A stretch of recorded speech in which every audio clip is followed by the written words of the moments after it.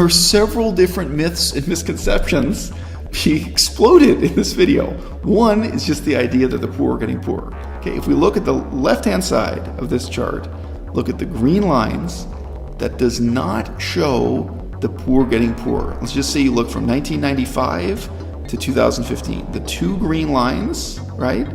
This does not show the poor getting poorer. That's just a lie, okay? But here's the other thing that's really interesting.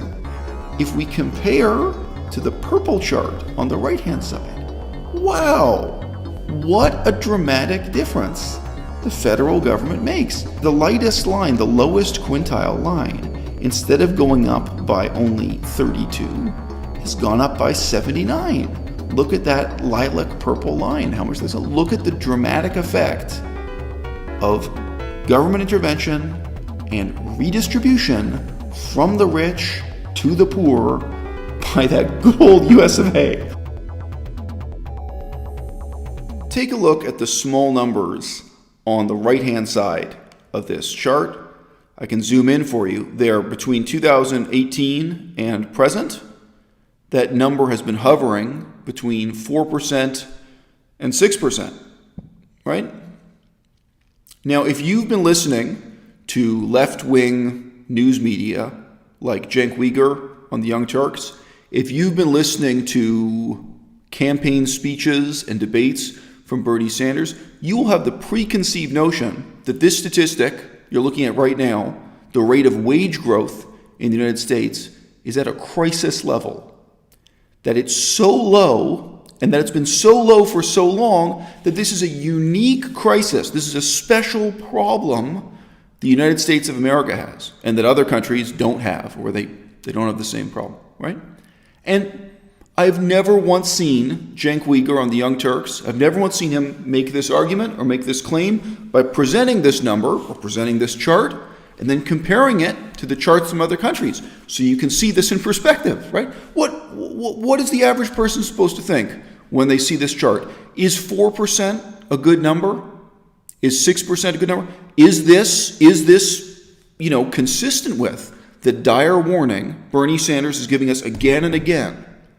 The strange propaganda claim that the new radicalism of Bernie Sanders is justified because of a lack of wage growth in the United States of America. This is Canada. This is Canada by comparison. If you think that 5.5% wage growth is terrible, what do you think about the economy of Canada? Do you see the numbers on the right-hand side? Canada, you're lucky to be above 3%, right, in the last several years. You have long periods of time there where it's way, way below 3%, okay? And you're basically never above 4%. Oh, wow, now wage growth in the United States seems quite hopeful, seems quite powerful, seems quite strong.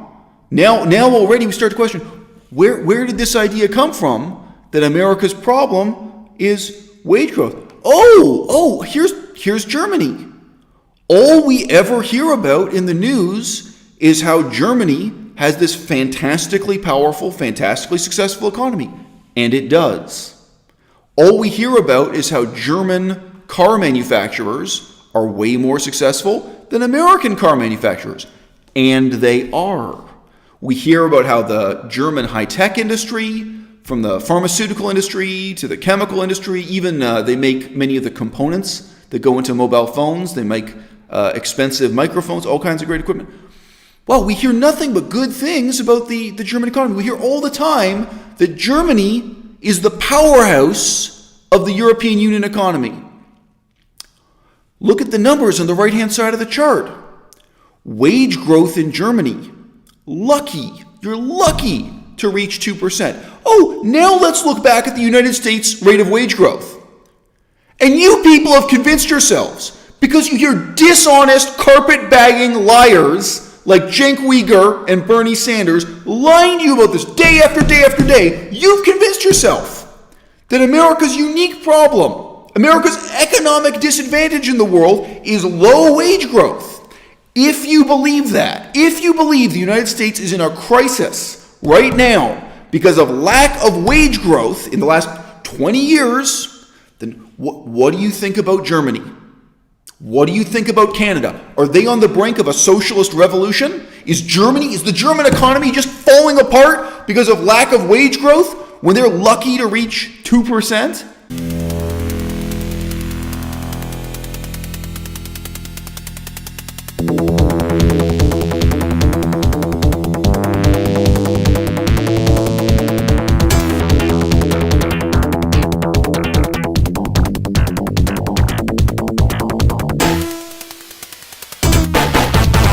There's good news and there's bad news. The good news is I'm back with another video offering you some analysis and critique of Bernie Sanders' book, Our Revolution. The bad news is I gave Bernie Sanders a little bit too much credit in my last video. Now today, I'm going to be talking about the incredibly important issue of income and wealth inequality. For the last 40 years, the American middle class has been disappearing, and more Americans are living in poverty than at almost any point in our nation's history. Since 2005, the typical middle-class family has seen its wealth go down by more than 36%. I commented that in general, Bernie Sanders claims that the wages of the working poor, the wages of the middle class in America, that they have stagnated in recent decades. I said that Bernie Sanders seems to avoid saying that the rich are getting richer and the poor are getting poorer, most likely because he is aware that this is statistically untrue.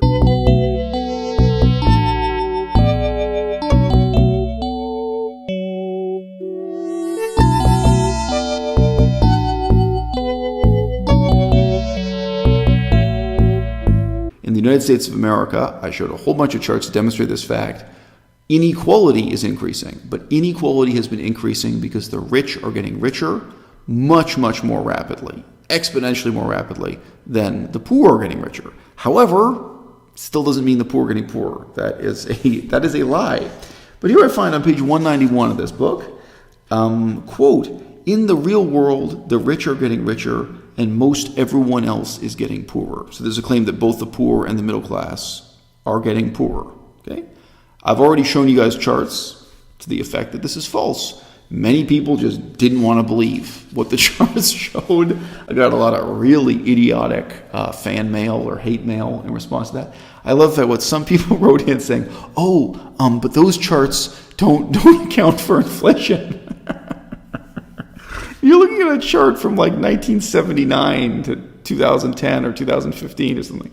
Ooh, you think those charts don't account for inflation? And what one of the charts, it even says right on the headline, right at the top, it says real wages and cumulative growth of real wages and percentage of gross national income. Like, if you don't know the significance of real wages in relation to inflation, or measures like percentage of GDP, percentage of gross national income in relation to inflation, I can't help you people. I mean, you're looking at the facts, and you're refusing to see what's there in front of your face because you want to keep believing the myth that the poor are getting poorer even when the facts show you the opposite. Japan.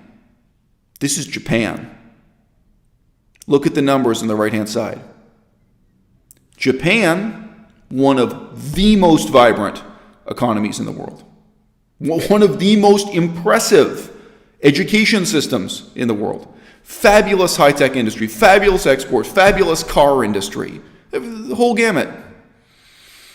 Japan has one of the most successful economies. And you know the really messed up part? There's an argument, very few of you be willing to hear it, and I think nobody in my audience would be willing to make it. There's an argument you could present that one of the strengths Japan has is that they've actually managed to have low wage growth, right? That they haven't had wages going up and up for all these years. That may be part of the reason why unemployment in Japan is practically zero all the time. They have such low unemployment, and they have such a vibrant economy. They have such great export-oriented industries, despite competing with China. They have to compete with China and Malaysia and Indonesia and Vietnam, and they're still doing great. And you know what? If you think the problem in the United States is lack of wage growth, why don't you look at Japan, where this number, it's lucky to be above zero. All All right, over 2012 to present, Japan wage growth hovering around zero.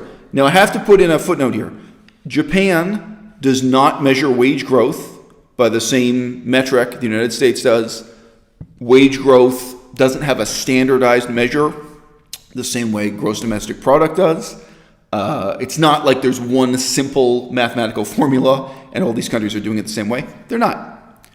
However, in broad brushstrokes, what I'm saying here is true, and claims made about wage growth that are now a major plank of left-wing propaganda used by Bernie Sanders and used by Cenk Uygur. I don't think those guys, I don't think they even think about what is the argument, like what's the basis for this and what are they driving towards. This has become a mainstay of propaganda, repeated day after day after day. And I hear people echoing it back to me, unquestioningly. And we can explode it. Just a quick Google search and look at some charts. Oh, Financial Times, U.S. wage growth stable at 3.1%. And if you've been paying attention, you know 3.1% is not a low number. Not for Canada, not for Germany, not for Japan. This is the situation we're in the mainstream left today. And here is Bernie Sanders saying loud and clear, two lies. The first lie is the rich are getting richer and everyone else is getting poorer. This is the first lie. And then the second lie, I don't think I need to read it out. You can probably tell even within that quotation. He claims that Congress, that the federal government of the United States is doing nothing to deal with this. This reads, you could do an impersonation of Bernie Sanders. It sounds like it was transcribed from his speech. The writing style is very much like a speech now. And what are the members of Congress doing about these issues? I will tell you what they are doing. They are outspending a ridiculous amount of time raising money for the next campaigns. And then, once elected, they're representing the interests of the people who funded those campaigns. So he is claiming that the rich are getting richer, the poor are getting poorer, and the federal government is doing nothing to help the poor. Okay, so both of these lies we can fact check through a quick Google search. Let's do it, people. Here's a quote from Michael R. Strain. I am guessing at the time this photograph was taken, Michael Strain was not vegan. Just a guess, Michael. By all means, send me an email and let me know if I'm wrong. I'm guessing you are not on a vegan diet. That would be my guess. Quote, let's go with the average hourly earnings of production and non-supervisory employees produced by the Bureau of Labor Statistics. About 4 in 5 people in the labor force are included in this group. They can be thought of roughly as workers, not managers. They're often described as typical workers. And many of the statistics use this. It is a kludge that basically excludes people like executives and yes, managers. It tries to exclude people whose pay is not going to be in such a simple and straightforward way based on the hours of labor. As you know, executives may have all kinds of special privileges and bonuses and stuff. So it's trying to look at so-called normal workers. Using the PCE to adjust for inflation. These statistics are adjusted for inflation, guys. It's just, sorry if you can't interpret really, really simple economic and social science statistics. Use the PCE to adjust for inflation. The wages of a typical worker have increased by 32% over the past 3 decades. That's a significant increase in purchasing power. If all people hear is that wages have been stagnant for decades as part of a game rigged to benefit the people at the top, they might well believe it. The whole continent of Africa. This isn't one country. So weighted average for the whole continent of Africa, year 2000 to 2009. Does that look like a problem in terms of wage growth? Oh, the Middle East, 2000 to 2009. Does that look like a crisis? Does that look like it would cause political instability due to lack of wage growth? Now let's look again. Let's look again at that American and German chart for wage growth. Let's ask ourselves whether or not the rate of wage growth in the United States is really a problem, whether or not the rate of wage growth in Germany is a problem. Okay, let's go on to a new chart, just new in the sense that it hasn't appeared in my prior video. You can see that the source is from the CBO, the American Congressional Budget Office. But let's zoom in. What are we looking at, people? What are we looking at? On the left, you see the growth in income before the effect of the federal government's intervention. Okay? So there are several different myths and misconceptions being exploded in this video. One is just the idea that the poor are getting poorer. Okay, if we look at the left-hand side of this chart, look at the green lines, that does not show the poor getting poorer. Let's just say you look from 1995 to 2015. The two green lines, right? This does not show the poor getting poorer. That's just a lie, okay? But here's the other thing that's really interesting. If we compare to the purple chart on the right-hand side, wow, what a dramatic difference the federal government makes. And I looked into it. This is exactly what Bernie Sanders was complaining about. He was complaining about Congress. He wasn't complaining about the local mayor or the local state governor. He was complaining about the federal government, okay? This is not calculating the effects of state level or city level interventions. This is just measuring the effect of federal government interventions. And this report from the CBO was criticized for that reason. That it's much more complex to take into account all 50 states and the conditions there. You'd have to have a lot more lines in the chart. But just the effect of the redistribution of income that the federal government brings to the people of the United States of America is dramatic. So the lightest line, the lowest quintile line, instead of going up by only 32, has gone up by 79. Look at that lilac purple line. How much that's going to look at the dramatic effect of government intervention and redistribution from the rich to the poor by that good old US of A. So these are powerful myths that the mainstream left has. This isn't like communism or socialism. The mainstream American left is clinging to the myth, the same myths that people like Bernie Sanders and the other people attending the Democrat primaries that they weave and present. They're clinging to the myth that the poor are getting poorer. They're clinging to the myth that the federal government is doing nothing to help uplift the poor. Now, we just looked at a very real quantitative measure of how dramatic the impact of that is.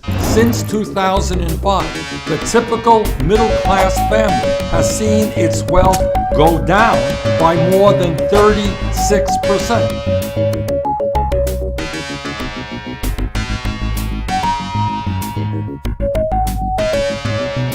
For the last 40 years, the American middle class has been disappearing, and more Americans are living in poverty than at almost any point in our nation's history. I have people sending me excuses for Bernie Sanders, and they're well-intentioned. They're people saying things like, well, Bernie Sanders isn't a researcher. I mean, Bernie Sanders can't be expected to really do research about these things. Bernie Sanders can't be expected to have a skeptical mind about things he found out about decades ago and that he's been repeating again and again. He can't be expected to question whether or not his own beliefs and conclusions and propaganda message is really true. Well, for one thing, you're putting your expectations of Bernie Sanders shockingly low. Okay, this is already one problem. But then the other question is, what's your excuse for Cenk Uygur?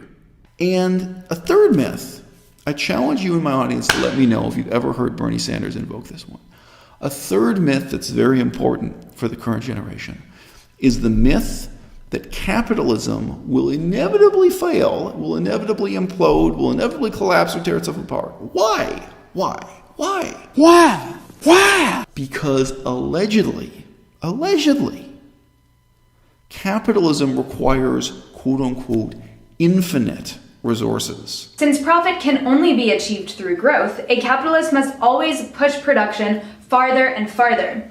However, production requires the use of goods that are not infinite, like labor and natural resources. Since capitalism cannot administer a limit, it will always eventually crash. In other words, capitalism always ends up destroying the hand that feeds it. Now that is the most laughably unempirical, unfalsifiable, dogmatic, and ridiculous claim imaginable. And it falls apart just through a simple process of Socratic dialogue.